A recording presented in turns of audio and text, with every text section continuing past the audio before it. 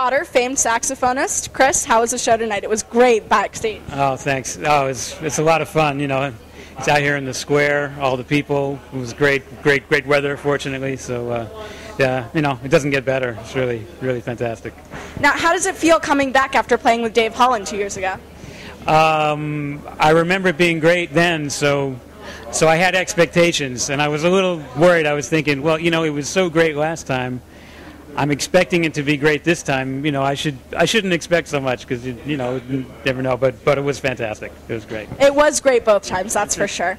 Now, you debuted on the jazz scene at a very, very young age. I guess so. I started playing with the trumpet player Red Rodney, who had played with Charlie Parker. I started playing with him when I was 18.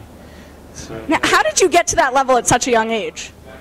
I just got obsessed early on. You know, I started playing the saxophone when I was 10. And by the time I was, 12, I remember I was just, whenever I had any time, I was listening to Charlie Parker records trying to figure out what he was doing. And I don't know, I was off and running.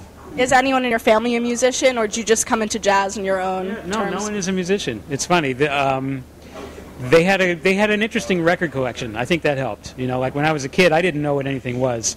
I'd just pick it out by the cover. If it had a cool cover, it's like, oh, Johann Sebastian Bach. What's that? The Beatles. What's that? Okay. You know, and then they had some Miles Davis records. You know, he looked so cool on the cover. It's like, wow, who's that? You know, so that's when I first heard Miles and John Coltrane, and you know, that's what made me go, I want to play the saxophone. And I just bugged my parents until they finally realized I wasn't going to just give up, and they bought me a horn. That's amazing. Now, who's your biggest influence today? It's really impossible for me to say. I mean, there's so much music that I love. It's hard for me to choose one. I mean, I mentioned Charlie Parker. There's a big one.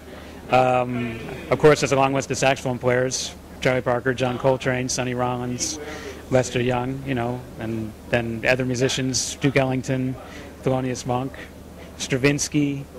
You know, the Beatles, Stevie Wonder, James Brown, Bartok, Bach. There's a long list of music that I really love. You were recently ranked under Sonny Rollins as the #2 saxophonist in the world by Downbeat. So how does that feel? Well, it's a very big honor. You know, it's kind of funny for me to think of myself in those shoes. You know, I remember when I was a kid reading Downbeat. You know, and never kind of expected, oh yeah, there's my name there. But so it kind of feels like, oh yeah, there's some guy named Chris Potter that's #2. That's interesting. But then, yeah. So your compositions are very famous in the jazz world. Everyone looks to you for the new direction of jazz. That's how I feel, at least. So where do you find inspiration for them? You know, you just go with what you hear in your head. I mean, again, I listen to a lot of different kinds of music, so I've got all these ideas from other people kind of swimming around.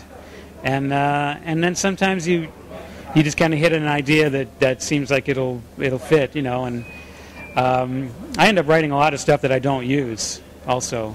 I just figure if I keep the faucet turned on, you know, something will be of value. And so every now and then I come up with something that feels like we can play it. And the really difficult thing is to write tunes that can be played 1,000 times and still feel fresh.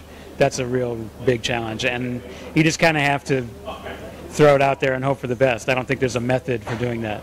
Well, you've definitely accomplished it. It was great to have you here again at the festival. Thank you so much. Great to be here. Thanks. Thanks so much.